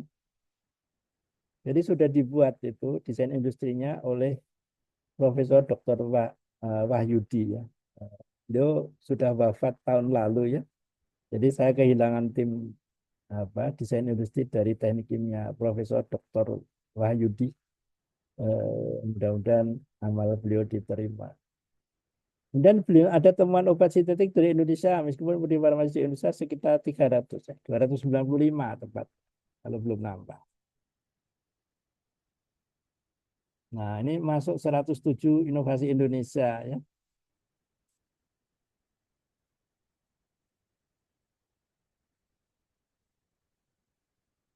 Nah, jadi dulu saya kasih nama apa? Urea sebagai bahan baku analgetika unggulan. HP 2009. Jadi saya ngajukan patennya waktu saya masih S3 ya, belum lulus ya. Jadi yang tanda tangan Direktur Eksekutif Business Innovation Center dan Kepala Pusat Inovasi LIPI. Nah, ngomong-ngomong tentang LIPI ini ada kesan juga. Kenapa? Jadi waktu itu saya mengawal kunjungan mahasiswa kuliah kerja lapangan di Tangerang itu ya, BPPT ya kalau nggak salah namanya. Nah di sana saya dapat buku ya, saya dapat buku. Di buku itu salah satu halamannya itu mengatakan ada orang Indonesia menemukan anti malaria sudah diproduksi di industri farmasi. Ya. Itu buku pemerintah itu resmi itu. Saya kaget, setahu saya belum ada. Akhirnya saya lacak itu ya. Saya menghubungi pihak BPPT, kemudian ke LIPI ya, kemudian sama LIPI ini Bapak Nurul Taufikur Rahman ini saya punya WA-nya, saya WA. Benar ini orang LIPI nemukan obat yang sudah diproduksi di industri. Setahu saya belum ada. Waduh, saya nggak tahu ya Pak. Coba tanya penelitinya. Akhirnya saya ketemu penelitinya, WA tapi ya. Akhirnya saya WA, benarkah kebetulan ibu-ibu, benarkah ibu menemukan obat yang sudah diproduksi di industri farmasi? Ya, agak lama menjawabnya, kemudian beliau menjawab itu baru tingkat laboratorium. Walah ya. Kalau tingkat laboratorium udah banyak ya. Kok di buku disebutkan udah diproduksi industri farmasi itu adalah sebagai hoax sebenarnya. Jadi saya sangat menyayangkan buku pemerintah kok isinya hoax ya. Nah, bukunya masih saya simpan. Kebetulan saya dapat dua di situ. Nah, jadi belum ada sampai sekarang teman obat Indonesia yang diproduksi industri farmasi. Nah, ini sampulnya ya, sampul. Ini kebetulan saya nggak datang ke Jakarta karena yang pertama saya dapat 106 inovasi Indonesia. Saya diundang ke Jakarta, saya datang ternyata bukunya belum jadi, eh, kemudian sertifikatnya belum jadi, ya, dapatnya nasi kotak, ya, naik pesawat ke sana, ketemu apa maksudnya Pak Habibie waktu itu ceramah ya tentang 10 Agustus 1995 itu Hari Kebangkitan Teknologi Nasional. Terus mengadakan lomba-lomba seperti ini. Ya, saya baru tahu setelah saya menang Hari Kebangkitan Teknologi Nasional Hakteknas ya. Nah, ini 107 inovasi Indonesia. Nah, jadi lumayan. Jurinya ada berapa ini? 34 orang juri ya. Jadi ini tentang alketika. Nah, yang saya bikin apa ketawa itu ini judulnya itu diganti sama apa editornya. Jadi turunan pupuk pencegah ambruk. Kok jadi turunan pupuk pencegah ambruk. Sertifikatnya tadi kan urea sebagai bahan baku. Kok jadi turunan pupuk pencegah ambruk. Nah ini apa inovatornya saya. Nah, ini buku hasil stres ya. Nah, jadi stres itu jadi buku ya. Jadi saya waktu itu dapat apa istilahnya kabar buruk ya. Saya diberhentikan ngajar dari Universitas Setiabudi ya. Padahal saya ngajarnya hari Sabtu ya. Hari Sabtu kan libur harusnya boleh kemana-mana. Tapi tiba-tiba ada yang tidak terima saya ngajar terus saya berhenti ya. Yang tidak terima ya orang farmasi sendiri ya. Sampai jadi masalah ke Facebook segala dan saya dianggap mencemarkan nama fakultas ya. Jadi prestasi saya di fakultas itu saya pernah dicap sebagai apa apa namanya merugikan atau nama fakultas itu ya ya lucu aja gitu.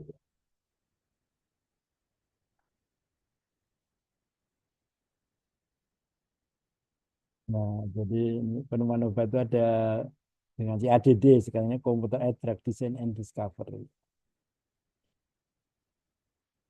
Nah, jadi ini yang sering dibahas itu LPDD dan SPDD. Nah, jadi kalau obat yang bekerja dengan reseptor itu ada reseptornya ya. Jadi yang merah ini obatnya, yang luar ini reseptor. Jadi LPDD itu ligand based drug design. Jadi mendesain dan menemukan obat berbasis ligand. Yang dimaksud ligand itu yang merah ini obatnya. Jadi nanti tinggal memodifikasi. Nah, saya bikin buku namanya Hubungan Kuantitatif Struktur dan Aktivitas ya. Seperti ini. Yang berikut itu SPDD, Structure Based Drug Design. Jadi mendesain dan menemukan obat berbasis struktur. Yang dimaksud adalah eh, targetnya atau proteinnya ya. Jadi obatnya ini hanya untuk pembanding aja. Jadi obatnya nggak harus sama bentuknya, kerangkanya nggak harus sama, bisa bentuk lain.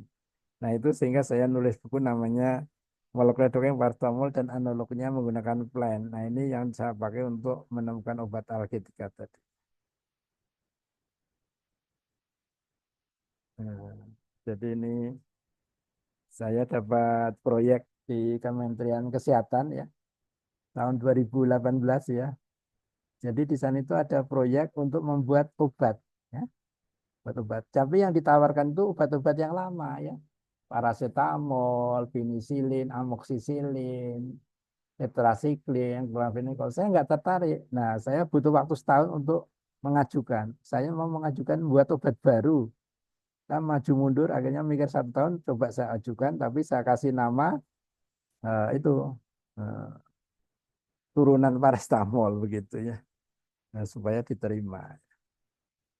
Saya dimintain memproduksi 100 gram atau 1 on ya, dengan dana 250 juta termasuk honor ya.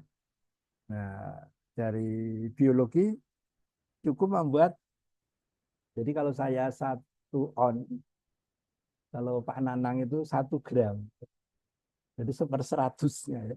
Dananya sama ya. Jadi mengisolasi dari apa tanaman apa ya, kalau nggak salah waktu itu kayu manis mungkin ya. Kalau saya sintesis ya, sintesis 1 on, kalau Pak Nanang mengisolasi 1 gram ya, dananya sama 250 juta. Nah, kebetulan di sini ada apa?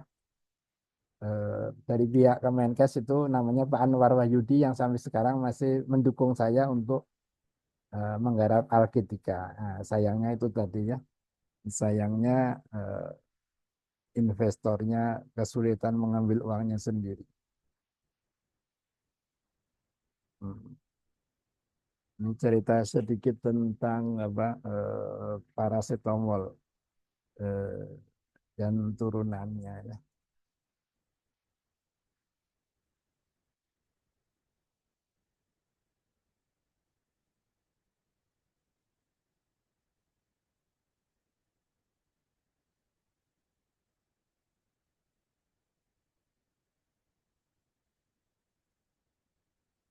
Ada pertanyaan? Saya stop dulu.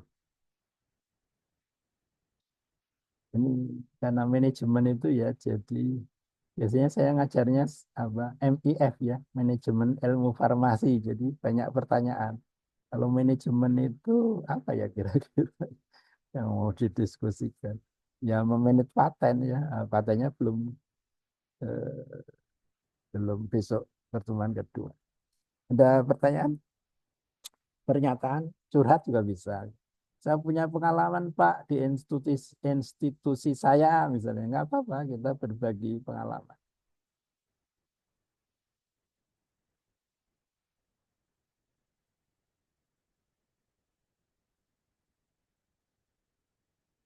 Kemarin saya ada alumni MMF ya, alumni MMF itu ternyata dia pintar juga ya, namanya Pak Jat, Mas Jat Miko ya. Jadi dia itu mendirikan konsultan ya, konsultan.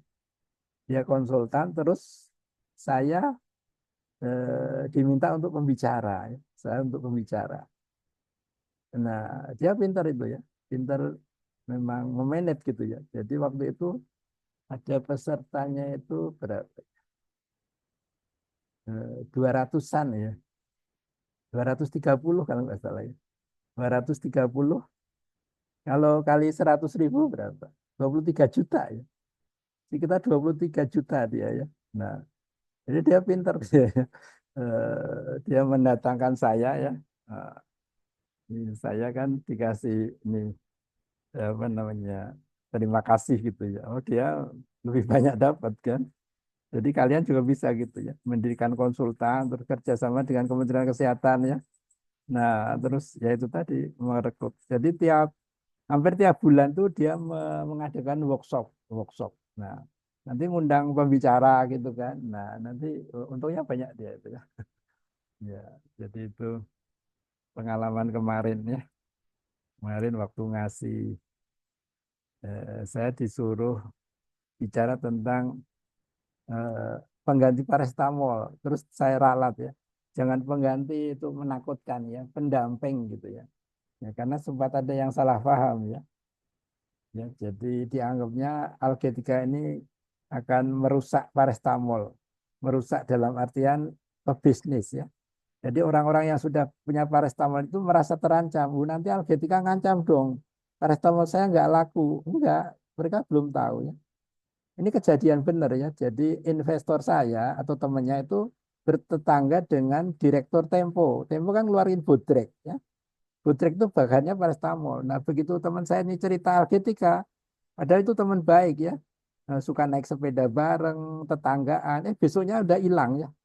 Kenapa? Takut ya. Wah ini berbahaya nih. Algetika ini akan membunuh pemilik paracetamol. Enggak, dia belum tahu, belum dapat info lengkap ya. Jadi yang punya paracetamol itu nggak perlu takut algetika. Kenapa? Daripada paracetamol didampingi ibuprofen untuk menghabiskan stok itu bisa didampingi dengan algetika. Nanti hasilnya lebih murah dan lebih poten. Nah, mereka sudah bersuudon, berprasangka buruk. Algetika ini bukan temuan saya, kiriman Tuhan. Jadi kalau kiriman Tuhan Allah itu pasti baik, nggak ada jeleknya ya. Nah, jadi mereka salah paham, khususnya yang tadi Direktur Tempo tadi. Tapi akhirnya ketemu juga ya. Akhirnya dapat info kalau Tempo ini bekerja sama dengan Pertamina mau bikin paracetamol dengan teknik kimia. Nah, saya kan punya teman teknik kimia, jadi ya ada lagunya itu. Oh, oh kamu ketahuan. Nah, ternyata bikin paracetamol juga susah. Kenapa? Jadi bikin paracetamol, Indonesia mau bikin paracetamol 9.000 ton per tahun itu masih rugi. Ya, makanya sampai sekarang kemarin saya ketemu WA itu, saya tanya Direktur Kimia Farma, bagaimana nasib pembuatan paracetamol? Masih dalam pertimbangan Pak Hadi. Karena kalau dibuat itu kita masih rugi ya. Nah, saya nggak tahu sekarang ini paracetamolnya dari mana, apakah masih impor ya. Yang jelas Indonesia belum bisa produksi, belum bisa karena akan rugi ya. Jadi produksi 9.000 per ton paracetamol untuk kebutuhan dalam negeri itu masih rugi. Kenapa Cina beruntung? Karena dia mengekspor paracetamol di seluruh dunia. Nah, seperti itu.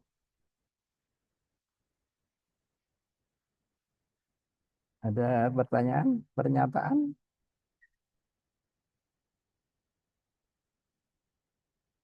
Ya, ada yang bertanya?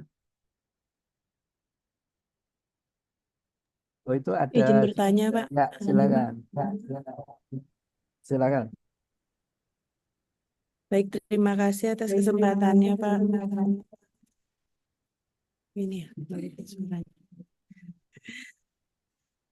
Terkait paten tadi kan Bapak menjelaskan bahwa hak paten itu masa berlakunya untuk paten itu 20 tahun dan paten sederhana itu 10 tahun. Nah, pertanyaan saya ketika sudah mendapatkan hak paten tersebut, apakah ada kemungkinan dalam masa waktu yang ditentukan itu hak paten kita dicabut seperti itu, Pak? Ya, Dan jadi kalau misalnya hak paten kita ini berjalan dengan lancar sampai dengan 20 tahun, terus kita mau memperpanjang hak paten tersebut itu caranya sama seperti pengajuan baru atau seperti apa? Terus terakhir yang ketiga, apakah hak paten yang sudah kita dapat itu bisa kita alihkan atau kita berikan ke pihak lain seperti itu, Pak? Terima kasih. baik. Jadi yang pertama tadi itu, eh, jadi paten itu, yang paten tadi itu kalau sederhana kan 10, kalau yang paten itu kan 20 tahun. Nah, jadi kayak molekul yang saya patenkan, itu pertama dipatenkan oleh Fred Applegate ya. Kimiawan dari Amerika itu tahun 1959. Berarti 20 tahun kemudian hangus. Artinya apa? Sudah tidak bisa mengklaim milik dia, sudah jadi milik umum ya. Jadi tahun 1979 itu sudah habis masa patennya. Itu yang pertama ya. Nah, terus kalau mau diperpanjang tidak bisa kecuali ada indikasi baru. Jadi misalnya paten saya 20 tahun ya, terus habis. Nah, saya harus memperbarui misalnya dengan aktivitas yang baru. Saya patenkan lagi aktivitasnya ya. Jadi waktu saya mematenkan itu molekulnya nggak bisa saya patenkan karena pernah dipatenkan oleh Fred Applegate tahun 1959 ya. Yang saya patenkan adalah cara atau proses pembuatan dan aktivitas farmakologi. Nah, jadi kalau saya mau memperpanjang dengan efek yang sama nggak bisa, tetap sudah hangus, sudah milik umum. Bisanya saya perbarui dengan efek yang baru ya. Jelas saya sudah menemukan bisa untuk Alzheimer bagus sekali ya, tinggal nanti gimana begitu ya. Kemudian yang berikut bisa nggak dialihkan ya? Sepertinya dialihkan mungkin lewat jalur hukum bisa ya. Lewat jalur hukum kayaknya bisa ya, karena apa? Nah, paten itu ada dua ya. penemunya, saya sebagai penemu atau inventor ya penemunya. Yang kedua itu pemegang paten ya, pemegang paten itu yang memiliki itu UGM ya. Jadi saya berjanji sama UGM, pemegang patennya UGM, saya inventornya. Itu kalau misalnya jadi obat itu UGM dapat nanti berapa persen gitu ya. Kalau nggak salah 2% ya, nanti saya dapat lebih kecil lagi dari UGM ya. Nah, jadi kalau dialihkan kayaknya kemungkinan bisa begitu ya. Nanti dengan perjanjian gitu ya, dengan menebus tentu saja ya. Jadi misalnya ini ada industri yang pengen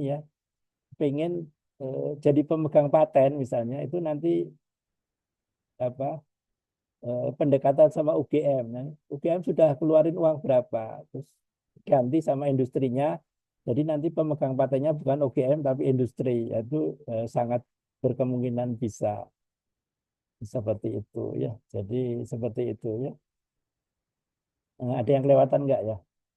Ininya apa? Pertanyaannya. Kalau ada silakan. Baik, Pak. Terima kasih. Ya. Ada lagi pertanyaan?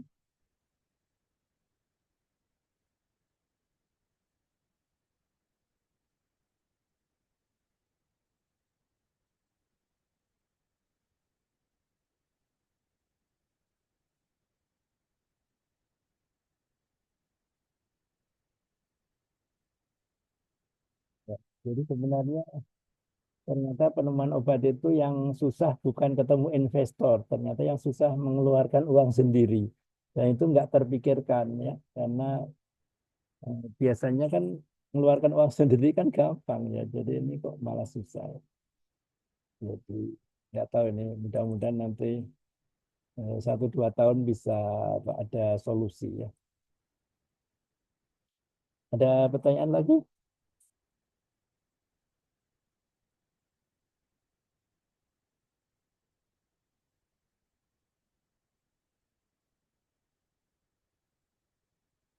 Eh, 5 menit lagi.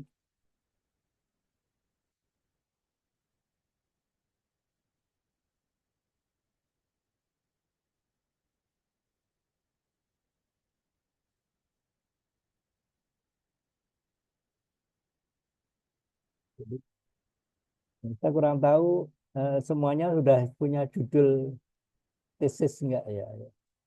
Jadi bisa juga ini dijadikan tesis ya. Jadi sebenarnya eh, problematika apa hilirisasi paten di Indonesia itu seperti apa? Itu bisa juga jadi tesis sebenarnya.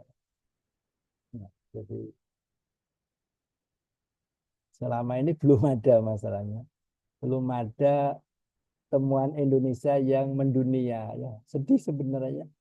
Masa kita nggak bisa nemukan obat ya? Pak Habibie aja bisa nemukan R80 pesawat terefisien di dunia ya. Maka farmasi jauh banget ketinggalan ya. Ternyata masalahnya ada di situ ternyata. Masalahnya ada di negara sendiri. Bukan di peneliti, bukan di investor ternyata ya. Tapi setelah saya cek di seluruh visi misi perguruan tinggi di Indonesia ya, itu ternyata memang nggak ada visi misi ya. Termasuk Fakultas Farmasi UGM, ITB, UNER, ITB, IPB Pertanian ya. Pokoknya yang ada farmasinya itu ya, itu ternyata visi misinya nggak ada menemukan obat. Visi misinya adalah mengelola. Ya, jadi udah benar ya. Ya sesuai visi misi ya, mengelola ya. Jadi memang impor kita 100% full ya, impor ya. Bahkan bahan baku obat Indonesia itu juga sudah bisa memproduksi tapi bukan teman Indonesia ya, kayak simvastatin. Itu Kimia Farma bisa memproduksi simvastatin ya, serbuk itu ya, bahan baku obat. Tapi itu bukan teman Indonesia. Nah, saya maunya teman Indonesia diproduksi di Indonesia ya. Ya, jadi beberapa obat yang diproduksi Kimia Farma, bahan baku obat itu adalah temuan orang luar ya. Nah, nggak pengen Indonesia apa mandiri di bidang BPO ya. pengen tentunya ya.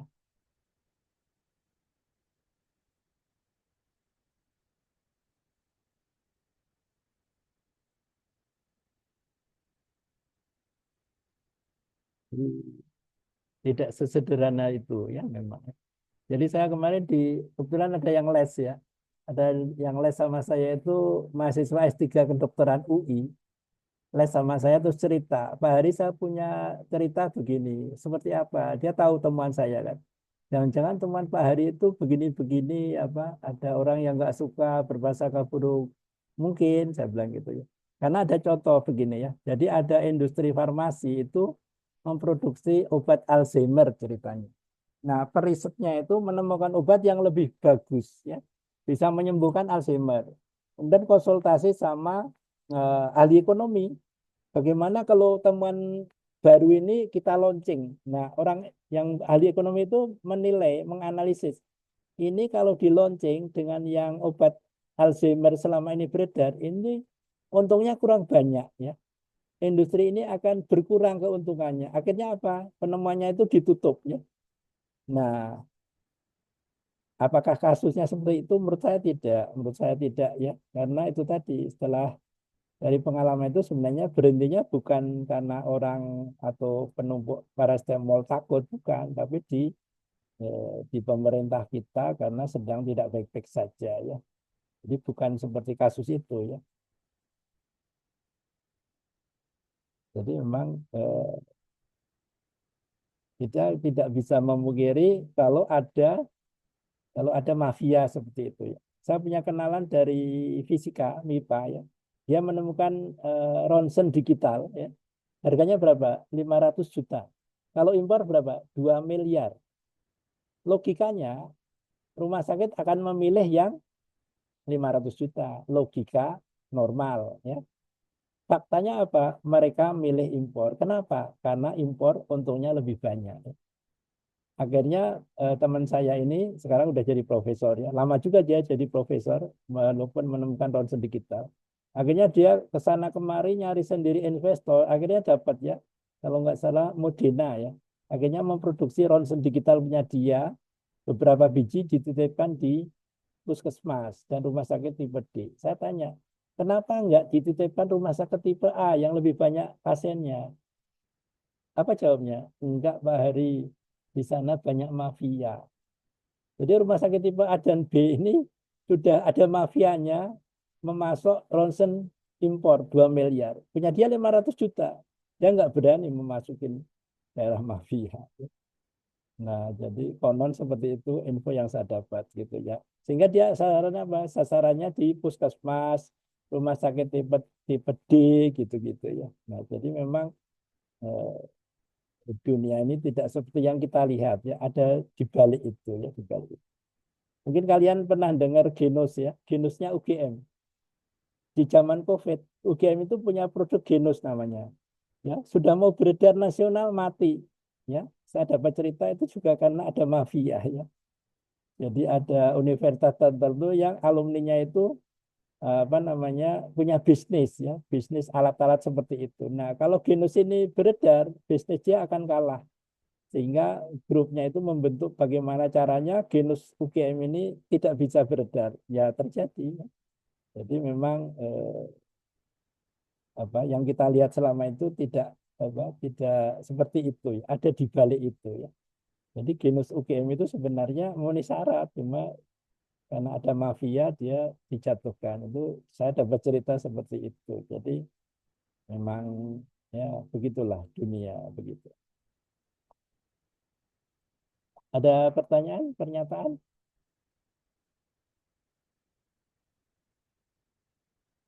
Tidak ada? Ya, karena waktunya pas 100 menit ya. Nanti pertemuan kedua dengan jam yang sama kita akan bicara tentang bagaimana mengajukan paten ya. Apa-apa dokumen paten yang harus disiapkan dalam mengajukan paten seperti itu. Ada pertanyaan? Tidak ada? Baik, kalau tidak ada, mungkin bisa kita akhiri. Terima kasih atas kehadirannya. Nah, kalau ada ya kata-kata yang kurang berkenan, mohon maaf ya. Eh, maksud saya adalah sharing pengalaman yang eh, saya dapat begitu. Ada pertanyaan ya? Sepertinya sudah, Pak. Baik, kalau gitu kita akhiri ya. Terima kasih. Alhamdulillah. Wassalamualaikum warahmatullahi wabarakatuh. Waalaikumsalam warahmatullahi wabarakatuh. Waalaikumsalam warahmatullahi wabarakatuh. Mari, mari.